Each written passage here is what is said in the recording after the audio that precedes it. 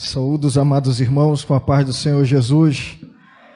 Aleluia. Que alegria e satisfação em Deus, em poder compartilhar do ensino da palavra com os amados irmãos. Aprendermos uns com os outros. Amém? Quero louvar a Deus pela vida da igreja. Muito bom ver cada um dos irmãos aqui. Que Deus abençoe. Que o Senhor venha restaurar nossas forças e derramar o seu bálsamo de Gileade sobre quem está sentindo dores. Quem sabe você chegou aqui sentindo dores e o Senhor pode trazer aqui o alívio. Aleluia! Pelo poder da sua palavra. Meu mano Pomede aí, especial, todos, como todos, fazem parte e nós desenvolvemos o culto ao Senhor. E o meu mano Pomede vai colocar para nós aí Cantares de Salomão, Cântico dos Cânticos, o capítulo 2 e o versículo 15.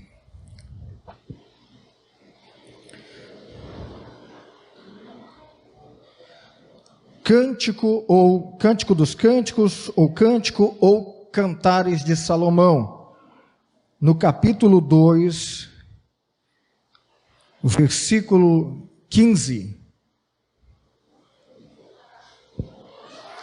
Aleluia. Glória a Deus.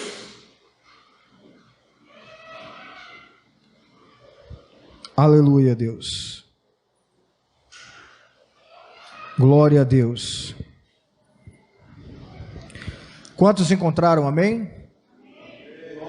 Cantares de Salomão, no capítulo 12, verso 15, diz assim a palavra do Senhor. Apanhai-nos, em outras traduções está apanhai-me. Muda o plural, mas não muda o sentido. Apanhai-nos as raposas, as rapozinhas que fazem mal às vinhas, porque as nossas vinhas estão em flor. As nossas vinhas estão em flor. Senhor, meu Deus e meu Pai, mais uma vez nós te pedimos a sua graça, a sua bênção, a sua, meu Deus, unção para ministrarmos, Senhor, a sua palavra. Pai, Senhor, meu Deus, que o Senhor ministre ao nosso coração nesta noite, Pai. Tua palavra, o teu ensino, Senhor, glorifica mais uma vez o teu nome, todo embaraço, todo impedimento lança por terra. Senhor, na batalha espiritual envia os seus anjos, meu Pai, para pelejar por nós, e assim sejamos edificados, ó Pai, em nome do Senhor Jesus, nós te pedimos, te agradecemos. Quantos podem dizer amém? Amém. Glória a Deus. Você pode dar uma salva de palmas para Jesus?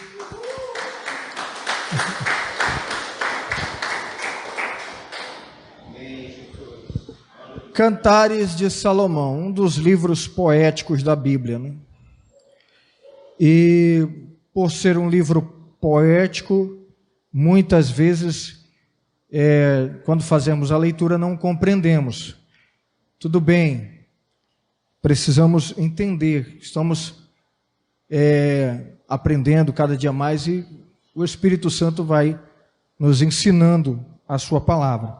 Então, Cantares de Salomão é um livro inspirado por Deus e ele está dentro do cânon sagrado da Bíblia.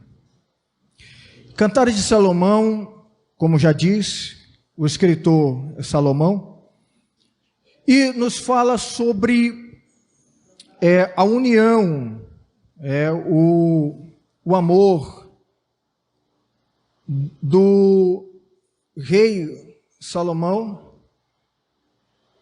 por Sulamita.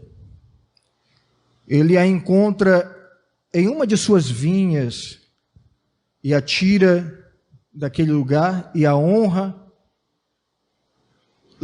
eleva a sua esposa e tira ela do lagar, tira ela de um lugar onde ela não era vista, e essa união, esse romance que apresenta o livro de Cantares, nos traz a figura, a revelação do amor do noivo pela noiva, sendo a simbologia Salomão simbolizando Jesus e Sulamita simbolizando a igreja, que somos nós, amém? Ele é o noivo e nós somos a noiva. Então o texto que nós lemos nos traz um clamor. Isso é um grito, gente. Isso é um pedido de socorro, tá?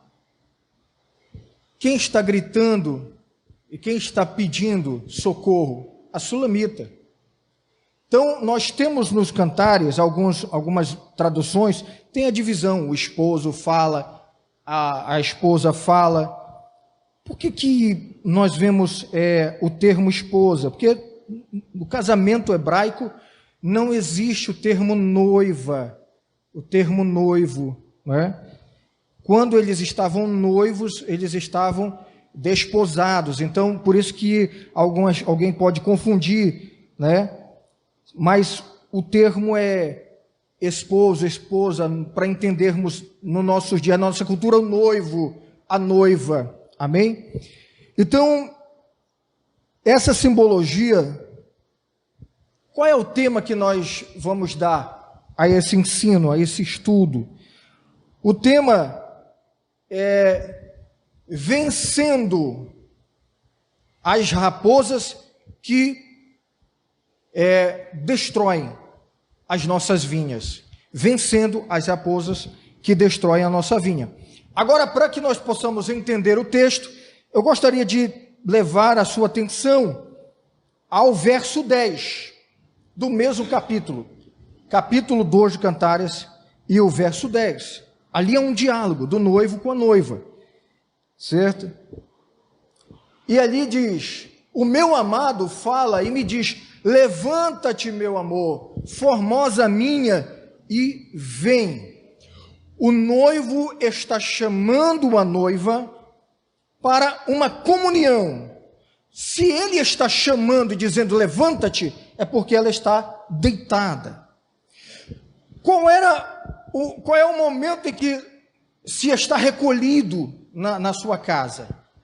Naquele período, naquela região, como também no inverno até chegava a nevar, e você sabe que o inverno, lugares como o sul, lugares solitários. Você olha assim, dá até tristeza. Uma solidão, uma coisa caótica, uma tristeza. Mas ela está recolhida. Por que ela está recolhida? Ela está recolhida porque ela está no seu inverno. E o que é o inverno para nós? Simbologia de quê? Simbologia das lutas. Não é só o deserto, tá? O deserto é simbologia de luta e o inverno também é simbologia de luta, de provação. Então ela está prostrada e o Senhor a chama, a igreja. Levanta-te, formosa minha, e vem. Verso 11. Porque eis que passou o inverno, a chuva cessou e se foi.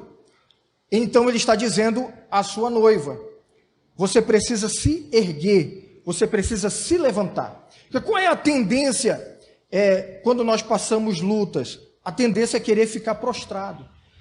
Se você imaginar, o nosso Deus é o Deus que tem mais poder de ânimo sobre as nossas vidas. Ele não gosta de ver ninguém desanimado. Ele mesmo nos visita e nos ergue e nos levanta no momento de tristeza, de luta, em que queremos ficar prostrados. O Senhor diz: você não pode ficar prostrado. Eu estou aqui para te erguer, eu estou aqui para te levantar. Aí vem a dúvida: mas por que, Senhor, se eu estou na luta? Não, você está vendo o inverno, você está vendo a luta. A visão de Deus é totalmente diferente da nossa. Eu estou sentindo já a presença do Senhor. Estou todo arrepiado, é muita unção aqui, ó. Porque a minha visão não é a do Senhor. Muitas vezes nós só vemos, ó, e às vezes nem conseguimos enxergar um palmo diante do nariz, mas Deus vê tudo. A Bíblia diz que para Ele, passado, presente e futuro é a mesma coisa. Oh, aleluia! Maravilhosa é a visão do Pai. E aí o Pai fala: minha filha, cessou o inverno. Mas o Senhor disse que passou a luta, mas eu ainda estou vendo luta. Aí Deus fala para nós, para a igreja: não, eu vou provar para você que a luta passou. Aí o Senhor vai falando tudo que não tem no inverno, tudo que não acontece no inverno. 12. Que eis que passou o inverno, aparecem as flores na terra. No inverno nasce flores? Amém, igreja? Amém? Amém? Nasce flor no inverno? Ah, sim. No inverno não tem flores. Por quê? Porque a dúvida. Senhor, o Senhor está mandando eu marchar, mas eu estou na dúvida. Será que é para eu ir? Mas eu estou vendo a luta. Mas o Senhor está vendo além de você. Aí o Senhor diz: não, você está vendo a luta, mas eu estou vendo a vitória. Ah, Senhor, estou na dúvida, então vou te provar. Aí Deus começa a dizer aquilo que não acontece no inverno. O quê? Flores na terra. Flores. Flor vai dar a nós sentido de jardim. Quer dizer, você precisa entender que você precisa ver, ainda que você esteja no seu inverno, ainda que você esteja passando a luta, você já precisa ver flores diante de você. Eu creio na minha vitória, eu creio que essa luta vai passar. Não é o que eu estou vendo, é aquilo que Deus tem para mim, aleluia. Aí ele diz assim: o tempo de cantar chegou. Tempo de cantar chega. E a voz da rua ouve-se em nossa terra. Passarinho canta no inverno? Sim ou não? Passarinho canta no inverno? Canta?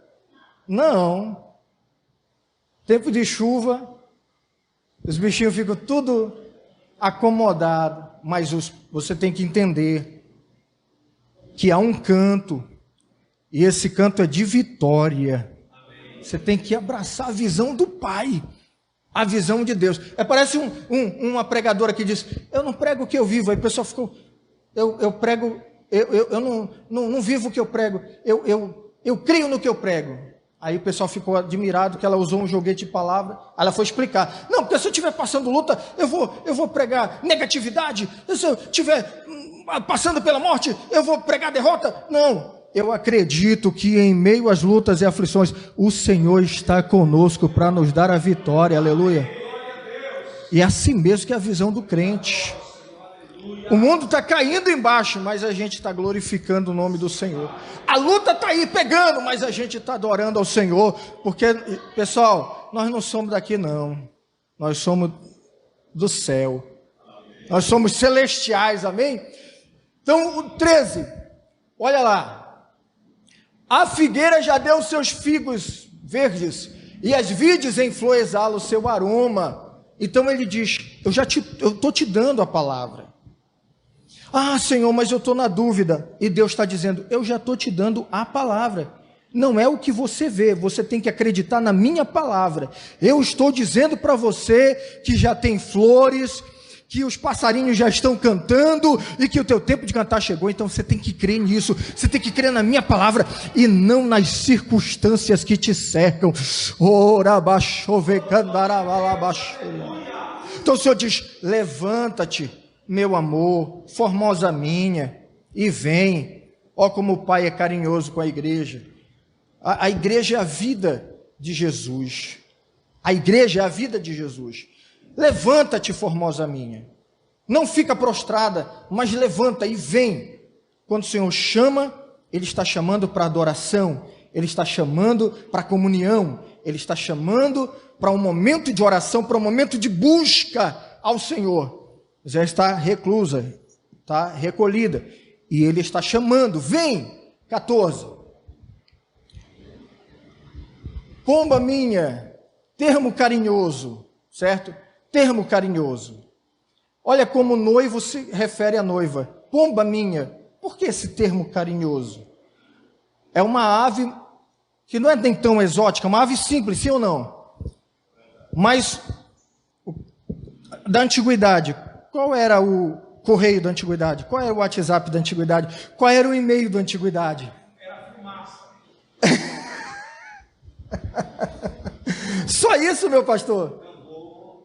E qual era o e-mail de Noé, meu pastor?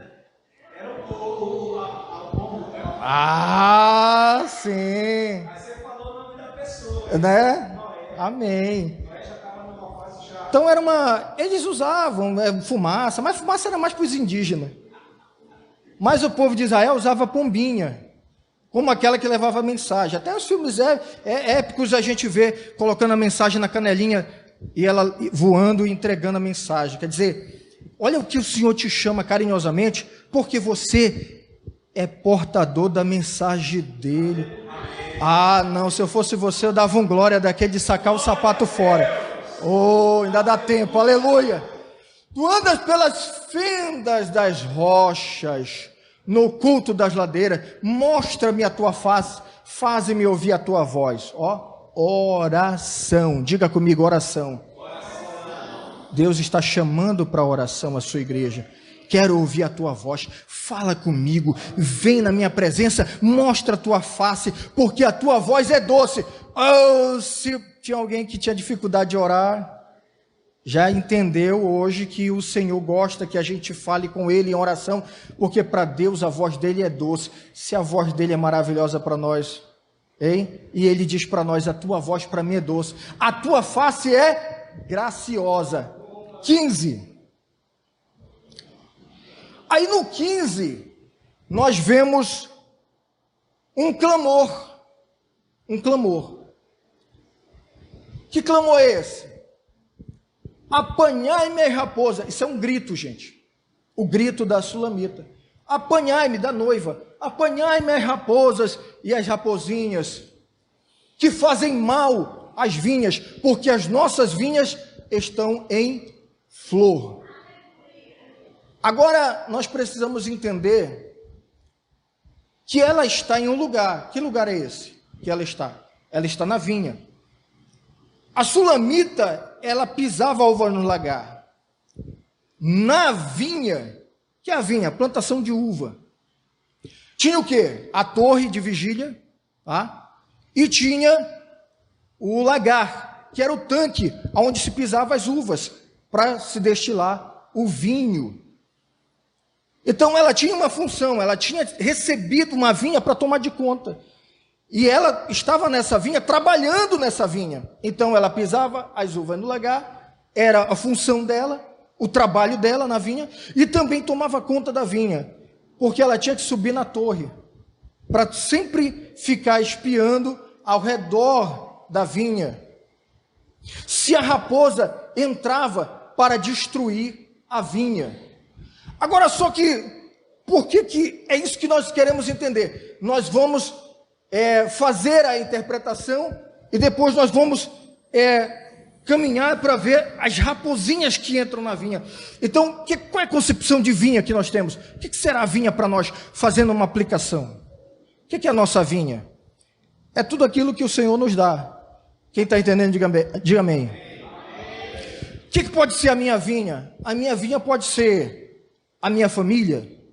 Deus me deu a minha família, amém? Deus me deu o meu trabalho, o meu emprego, amém? Tudo a minha vinha. Deus me deu a minha família, o meu trabalho.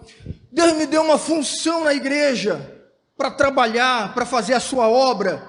É como uma vinha, eu tenho que tomar conta, eu tenho que pisar uvas no lagar, né?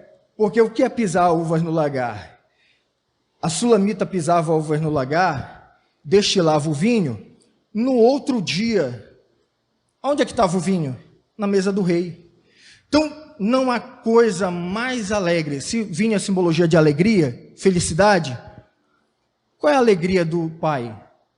É ver os seus filhos trabalhando na sua obra, tomando conta da sua vinha, porque na verdade Sulamita está tomando conta da vinha que foi entregue para ela, mas a vinha é de quem? De Salomão.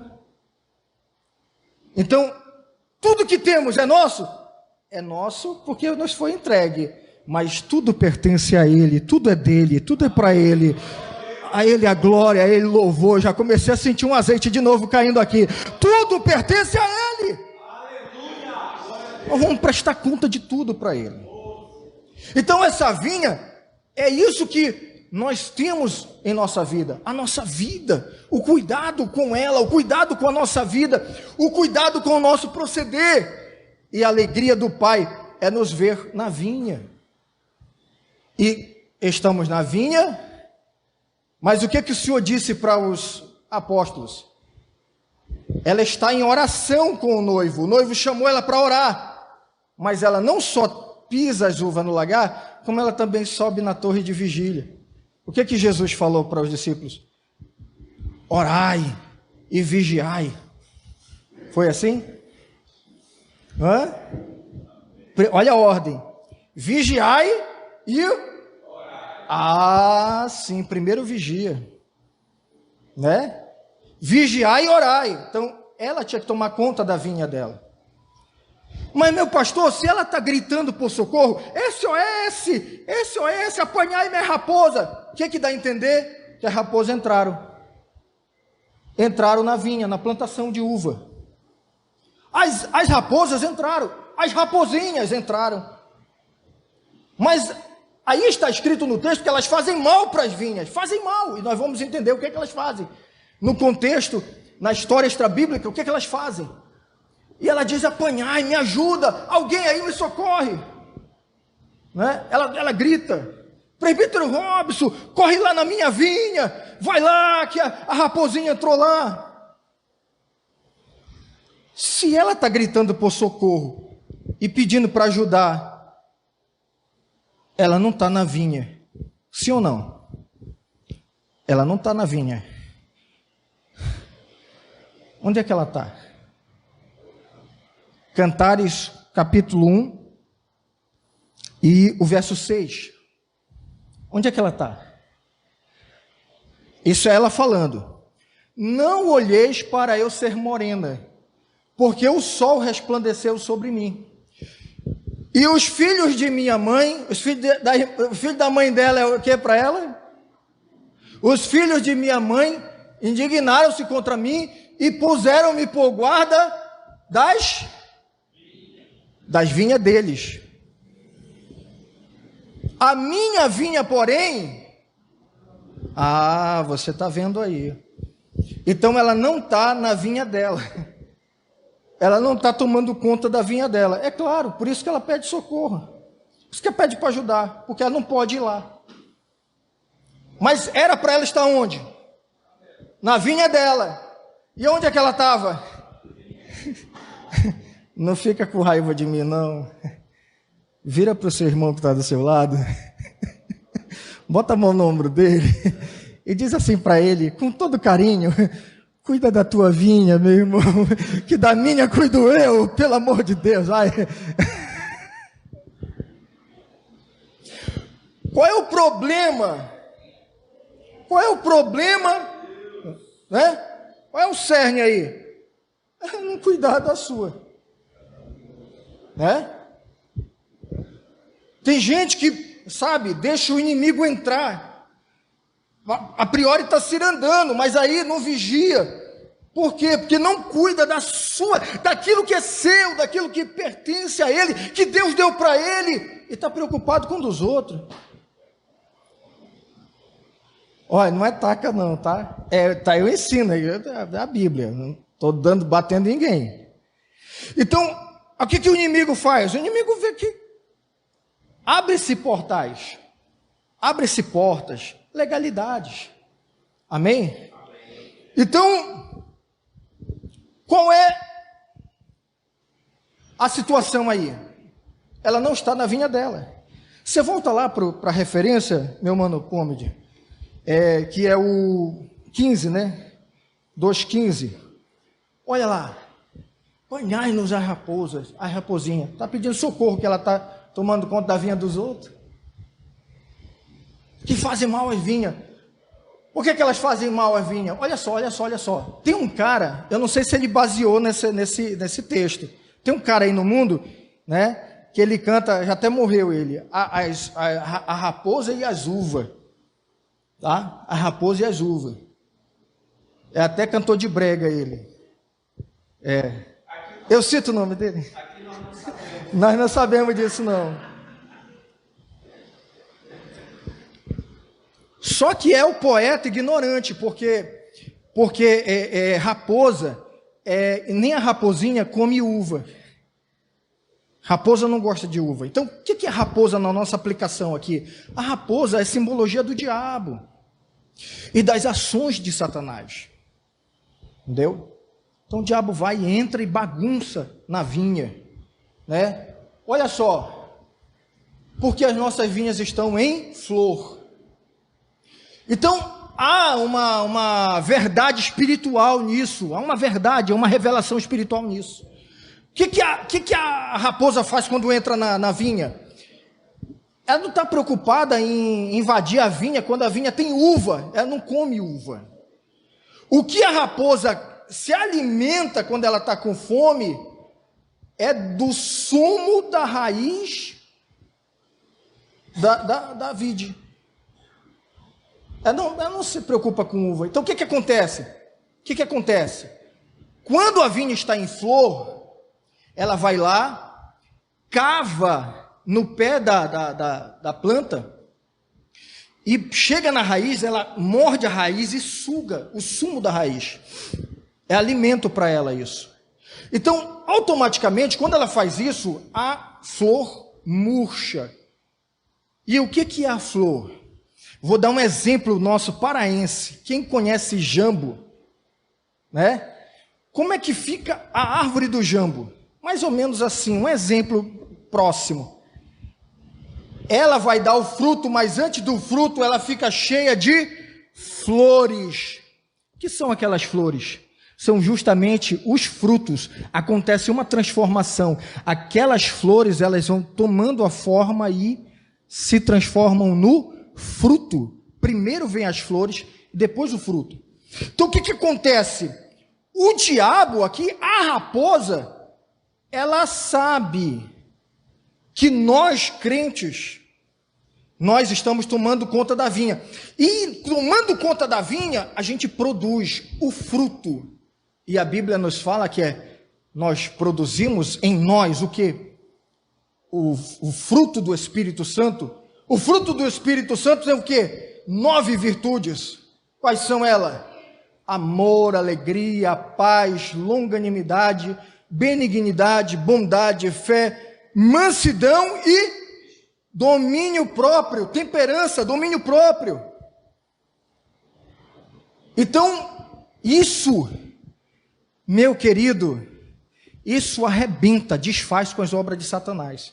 Então o diabo, olha a revelação espiritual, o diabo não quer que as nossas vinhas produzam frutos, e para que não produza fruto, se não vigiar e abrir brecha e abrir a porta, ele vai entrar e vai destruir a vinha que está em flor, que é antes do fruto, que ele quer empatar o fruto, porque o teu fruto vai destruir as obras dele, o teu fruto vai impedir ele de agir, o teu fruto vai trazer a vitória de Deus sobre a tua vida e sobre a tua casa.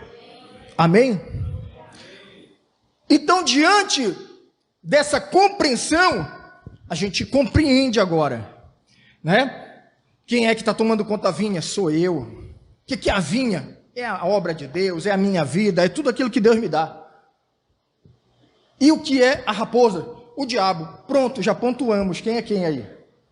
Entendendo quem é quem, agora nós sabemos que a gente não pode sair da nossa vinha e tomar conta da vinha dos outros. Você já sabe disso. Então, tem que tomar conta da sua vinha. Mas nós aprendemos com o Senhor a combater isso. E é justamente as raposas que tentam entrar na nossa vinha, que nós precisamos conhecer. E o Espírito de Deus nos dá essa revelação, essa compreensão. E nós vamos combatê-las. Amém? Quantos querem saber? As raposinhas que destroem a nossa vinha. A primeira raposinha do inferno, que destrói a vinha, que destrói a obra de Deus, que destrói a nossa casa. A primeira é a inveja. A inveja, os ciúmes. Hebreus capítulo 13, o verso 5, diz assim, ó, nós combatemos essa raposa. Essa raposa nós não vamos deixar entrar na nossa vinha. Sejam os vossos costumes sem avareza. Mas pastor, o que tem a ver inveja com avareza? Ó, presta atenção, eu estou explicando para você. Não há ninguém invejoso. Porém, todos nós estamos sujeitos, tá? Todos nós somos sujeitos. E nós vamos entender na palavra. Seja o vosso costume sem avareza. E em algumas vezes, em algum momento, sempre aquele que deixa essa raposinha entrar na sua vida, ela se torna uma pessoa também avarenta. Avarenta. Eu vou provar isso na Bíblia para você.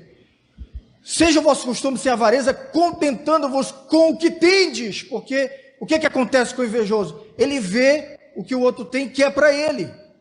Ele não se contenta com o que ele tem. Isso não é só coisas materiais, tá? Outras e outras coisas também. Porque ele disse, o Senhor, não te deixarei, nem te desampararei. Não será por isso que a palavra de Deus diz, alegrai-vos com os que se alegram, chorai com os que choram. Por quê? Porque a pessoa, na maioria das vezes, hoje a pessoa está fazendo diferente. Ela está chorando com os que se alegram, e se alegrando com os que choram. Está tudo errado esse negócio aí. Quando que o Senhor nos ensina que é para chorar? Porque o meu irmão está passando por luta, eu estou junto dele, eu estou chorando. E tem uma outra revelação do povo judeu sobre a questão de amigo, irmão que está do lado no momento que você está chorando. Tem uma revelação muito maravilhosa. Outro ensino, eu vou falar sobre isso. Mas não é esse o foco. Porque o irmão de verdade é aquele que está com você no momento da luta, da aflição. É ou não é? Porque aí no mundo você já viu que amigos se dizem amigos quando você tem. Quando você não tem, ninguém te conhece. Não é assim? Mas o amigo de verdade é aquele que está com você quando você chora, está junto com você na luta. E quando é a tua vitória, ele também se alegra, porque ele olha e diz assim como Deus abençoou meu irmão, vai chegar o dia da minha bênção também. O Senhor me prometeu. Agora vamos entender essa raposa do inferno, que é o diabo entrando com inveja. Qual é o primeiro sinal de inveja na Bíblia?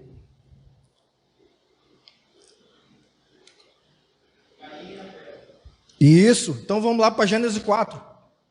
Gênesis capítulo 4. Tiago está lendo a Bíblia, não está, meu pastor? Gênesis capítulo 4, meu mano Pômedo, veja aí para nós, para a gente ler junto, tá? A gente vai rápido fazendo essa leitura. O foco não é esse, ó. Conheceu Adão a Eva, sua mulher, e ela concebeu, deu à luz a Caim, e disse, alcancei do Senhor um homem. Caim, alcancei. A palavra, o nome de Caim no hebraico, né, significa alcancei. Tem alguma promessa que ela acha que alcançou e tal, mas isso é outra história, nós não vamos focar nisso. 2. Aí ela vai, deu à luz para seu irmão Abel, que é Ravel em hebraico, que quer dizer o quê? Vaidade. Como é que num filho ela põe o nome de Caim, alcancei, e no outro, vaidade? Outro dia a gente vai analisar isso, o foco não é esse. Então diz lá, Abel foi pastor de ovelha, trabalhador, amém?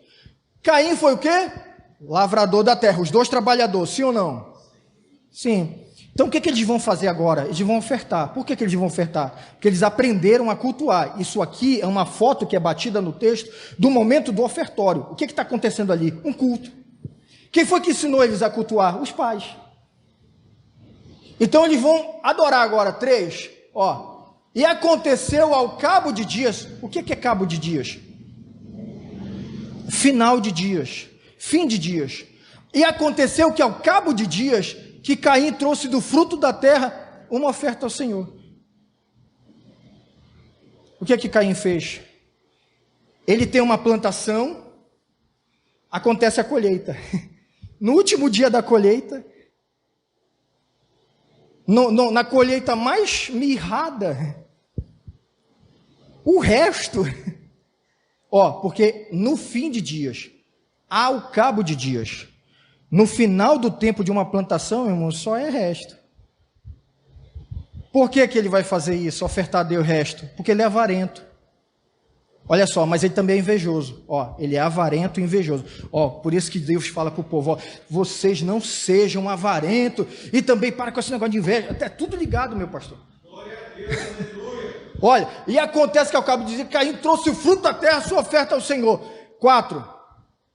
E Abel também trouxe, mas ele trouxe do quê? Do último, do resto. Ele trouxe primícia. Primogênito das suas ovelhas e da sua gordura. Então você pergunta para mim, pastor, o senhor não crê que essa oferta aí é uma simbologia de Cristo, é um tipo de Cristo? Creio.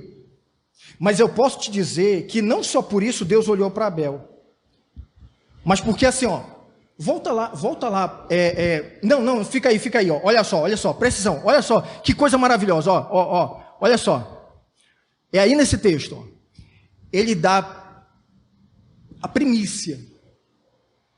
E olha só, nem só porque é uma oferta que simboliza Cristo, mas também porque ele não é avarento. Olha só. E atentou o Senhor para a sua... Deus nunca olha para a oferta primeiro. Não pense, camarada, que Deus vai olhar para a oferta dele primeiro, que não vai. Deus olha primeiro para o coração do homem e depois para a oferta. Então Deus olha para o coração do homem, ele vai ofertar. Sabe aquela história do camarada que vai batizar, mas não se converte? Aí só tomou banho, vai perder tempo. Então Deus olhou para o ofertante e para a oferta. Então o que chama a atenção de Deus? Não é a oferta, é o coração do ofertante. Aleluia, glória a Deus. Então Deus olha para Caim, avarento. Ele ainda deu o resto. Deus olha para Abel, coração de adorador. E ele deu o melhor da oferta. Por isso que Jesus diz assim, quando tu fores ofertar, tá no culto, vai ofertar, não lembro a referência bíblica, mas diz assim, vocês lembram, amém? Quando você for ofertar, que você se lembrar que teu irmão tem alguma coisa contra ti, o que o Senhor diz?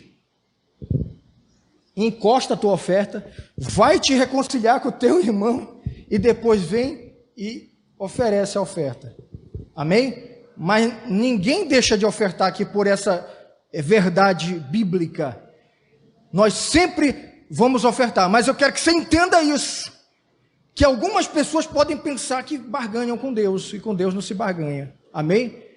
E aí, olha só, essa oferta... Olha só, 5. Mas para Caim, para a sua oferta, não atentou. Então Deus olhou para Caim e depois para a oferta dele, não atentou. Olha só, irou-se Caim fortemente e descaiu-lhe o semblante. 6. E o Senhor disse a Caim, por que tiraste? E por que descaiu o teu semblante?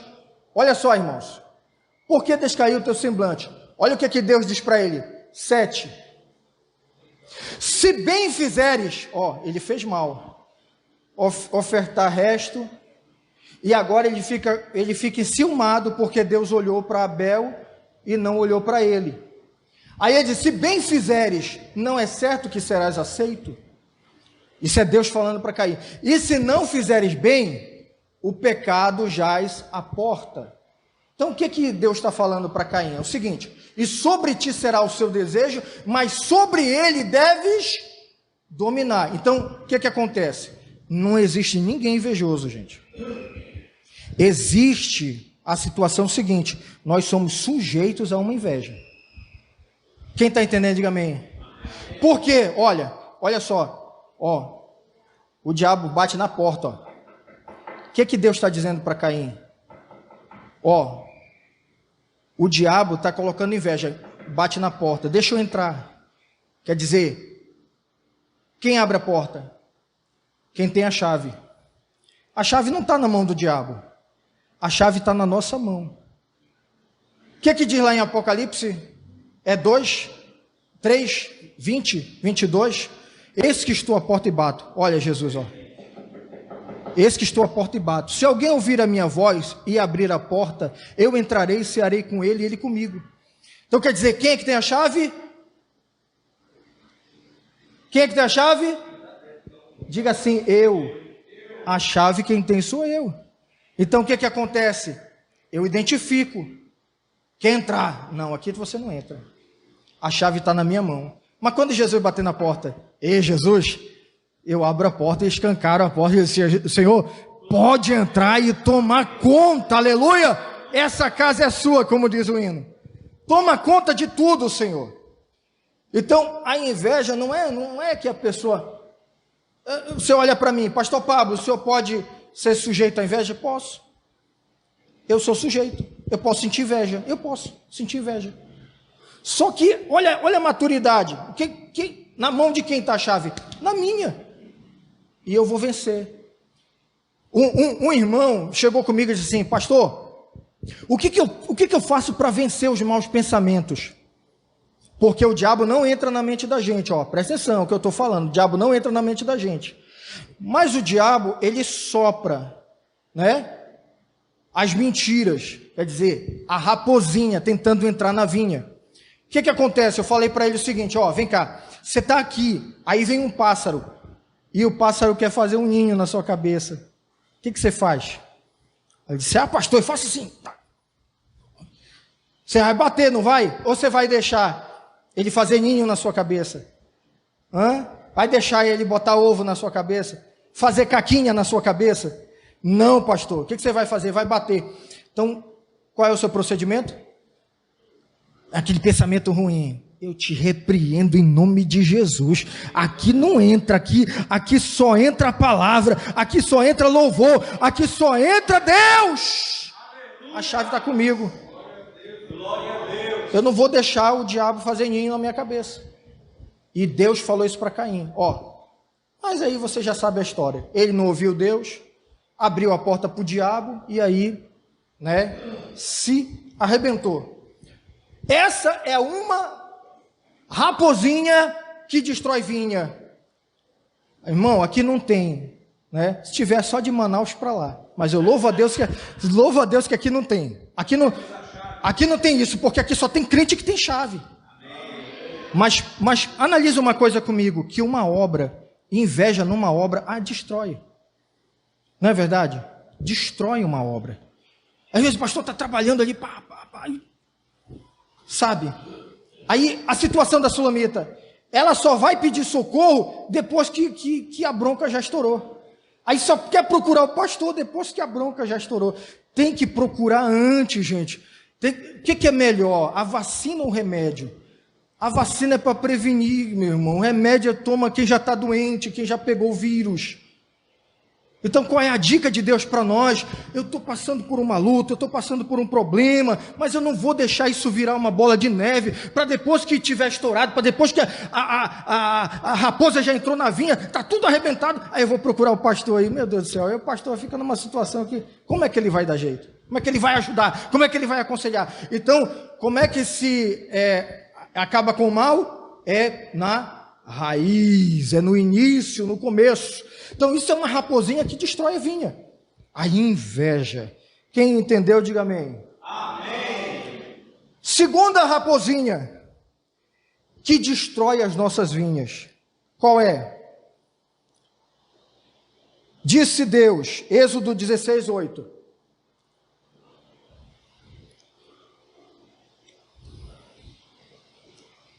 Disse mais Moisés, isso será quando o Senhor à tarde vos der carne para comer, e pela manhã pão a fartar, porquanto o Senhor ouviu as vossas murmurações. As vossas o quê? Murmurações. Com que murmurais contra ele, E quem somos nós? As vossas murmurações não são contra nós. Bora conferir murmuração aí. Disse mais Moisés: isso será quando o Senhor à tarde vos der carne para comer, e pela manhã pão a fartar, porquanto o Senhor ouviu as vossas murmurações, com que murmurais contra ele. E quem somos nós? As vossas murmurações, 3, não são contra nós, mas sim contra o 9. Até agora foi 3, ó.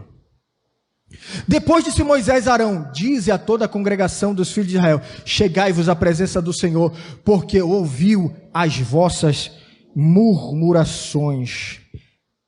As vossas murmurações. Tá?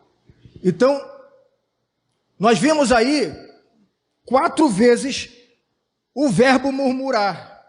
Aí, 4 vezes o verbo murmurar. E quando Moisés fala para o povo, o povo estava murmurando de Moisés, mas Moisés diz assim: ó, o Senhor mandou dizer que não é de mim que vocês estão murmurando, é contra ele. Então, gente, a murmuração, gente, é uma raposa que destrói as nossas vinhas. Eu sei que tem crente aqui que não é murmurador, mas por aí tem muito crente murmurador, crente que reclama de tudo. Ele não sabe ser igual a sunamita. O filho morreu, mas o profeta, o ajudante do profeta pergunta: vai bem contigo? Ela: vai bem. Vai bem com teu marido? Vai bem. Vai bem com teu filho? Vai tudo bem. Mas não. Como é que tá, irmão? Ah, não tá bom não. Ah, tá uma luta. Ah, não sei o que eu faço, a luta não para mais. Ah, não sei o que. Ah, meu Deus do céu, que vida ruim. Ah, não sei o que. É uma murmuração, meu irmão. O que aconteceu com o povo de Israel que saiu do Egito? Moisés levou eles para o deserto para uma viagem de 40 dias, gente. Se você for olhar no mapa, eles andavam em círculo. Por causa de quê? Murmuração. Então, uma viagem que durava 40 dias, durava quanto tempo? 40 anos. Acaba com a vinha, meu irmão. Murmuração. Camarada dá uma topada. Tá! Aleluia! Glória a Deus! Outro murmura: ah, essa vida cruel. Quem botou essa aqui que eu dei uma topada? Ai, fica atribulado, aborrecido. Aí a bênção está bem aqui, ó. Aí lá vai o anjo voltar com a bênção mais um pouquinho. Não, eu vou segurar mais um pouquinho aqui, Senhor, porque está murmurando demais. Oh, mas que essa raposa, meu irmão, destrói vinha, que é uma beleza. Murmuração. Eu louvo a Deus que aqui não tem ninguém com esse. Por quê? Porque ele fecha a porta. Só que é bom a gente ver na palavra e aprender. Não, eu já tinha isso, mas agora eu vou reforçar ainda mais. Amém ou não amém? Outra raposinha que destrói a nossa vinha. Salmos de número 131 e o verso 1.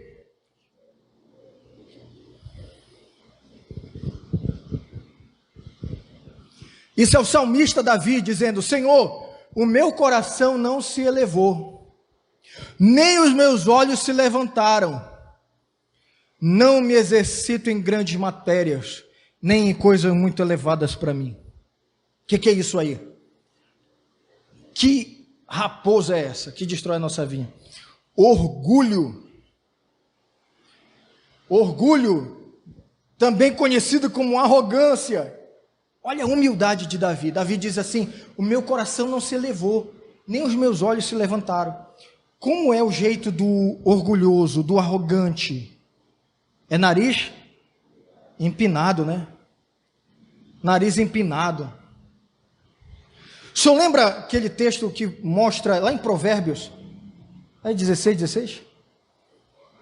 6 coisas Deus não gosta, e a 7ª ele abomina. Será que é o provérbio desse? Eu não estou lembrado.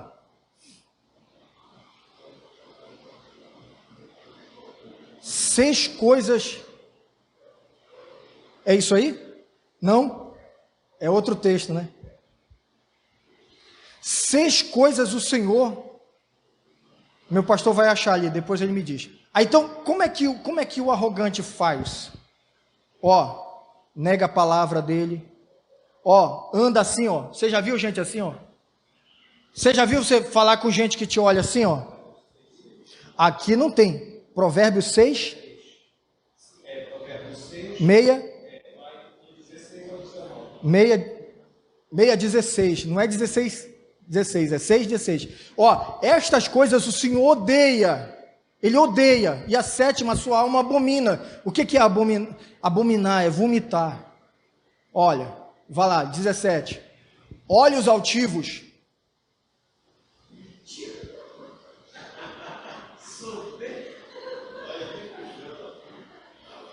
Ai, Senhor, irmão.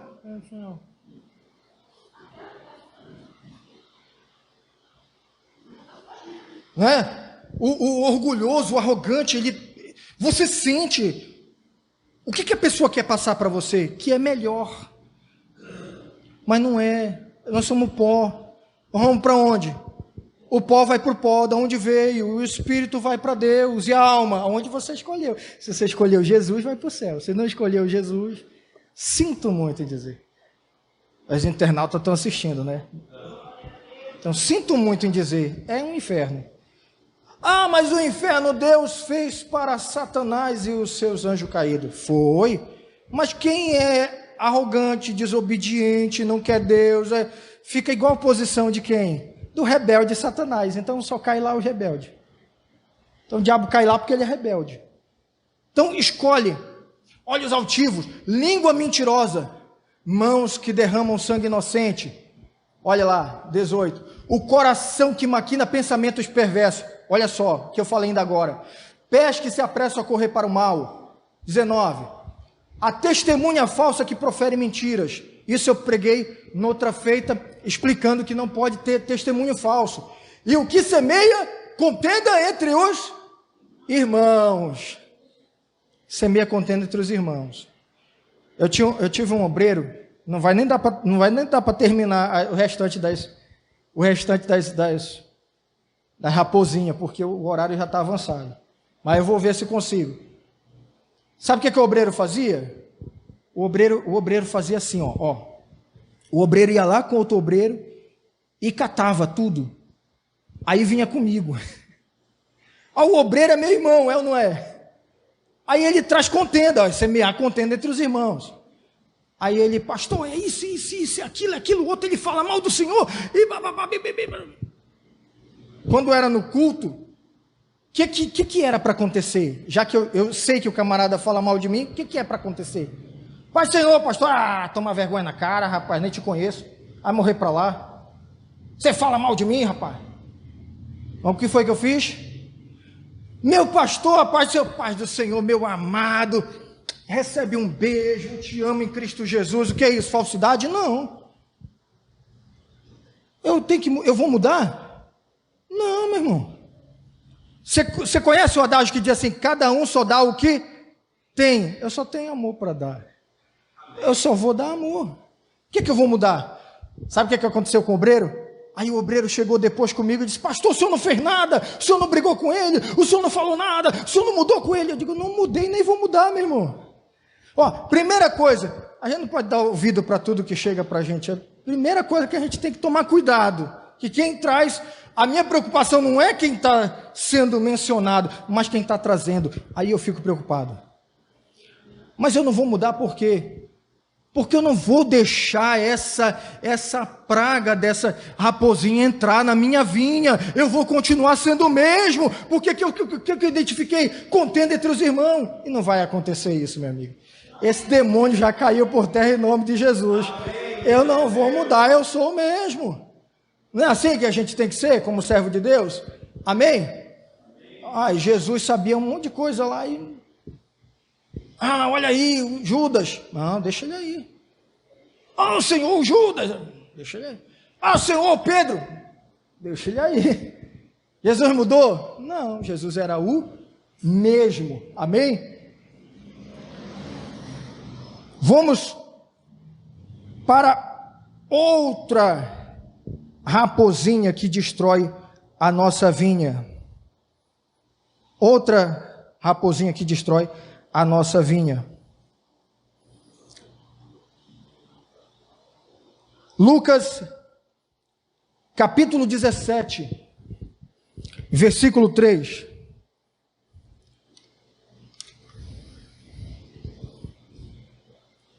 Lucas, capítulo 17, versículo 3.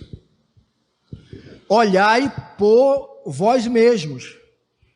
Se teu irmão pecar contra ti, repreende-o. E se ele se arrepender, perdoa-lhe. Então, qual é a outra raposinha que destrói a nossa vinha? Falta de perdão. É uma raposinha que destrói a nossa vinha. Falta de perdão. Tem pessoas que vivem destruídas a sua alma por falta de perdão, não libera perdão. Quando Jesus ensinou para Pedro sobre perdoar, Pedro pensava que estava abafando, né? Porque o judeu só perdoa 3 vezes, né? Aí Pedro diz assim, como ele já sabia que o judeu só perdoa 3 vezes, ele pergunta: 7 vezes, Senhor? Eu perdoo? Aí ele pensou que ele estava abafando. Aí Jesus olha para ele e diz assim: não te digo 7 vezes, Pedro, mas 70 vezes 7, perdoa teu irmão. O que é 70 vezes 7? Uma simbologia de quantas vezes for necessário, perdoa. Mas aí tem uma questão aqui, ó. O Senhor está falando com os apóstolos: olhai por vós mesmos, e se teu irmão pecar contra ti, repreende. Se ele se arrepender, perdoa-lhe. O 4, olha o que os discípulos falam para Jesus: e se pecar contra ti 7 vezes no dia, 7 vezes no dia vier ter contigo, dizendo arrependo-me, perdoa-lhe. Jesus falando para eles. 5, olha o que eles falam para Jesus. Disseram então os apóstolos: Senhor, acrescenta-nos a nossa fé. E em outras traduções: Senhor, aumenta a nossa fé.